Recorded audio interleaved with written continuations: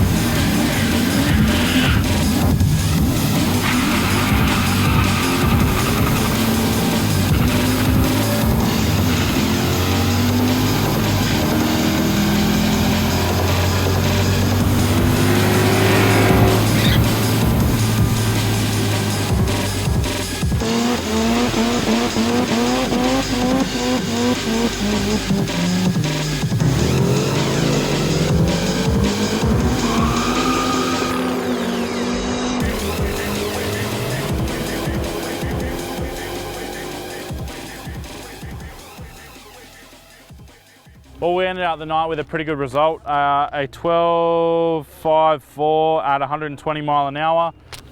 Things to improve on: the 60 foot absolutely sucks.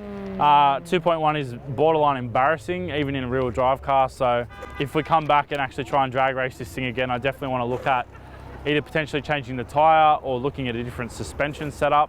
That may be dampening. I need to speak to someone who actually runs an IRS car, so got to work that out. But yeah, super stoked to get a 1250, and the mile an hour is what I'm actually really stoked with, a 120. So I've got to pack it up for tonight and hit the road. Thanks for watching, guys. We'll see you next time.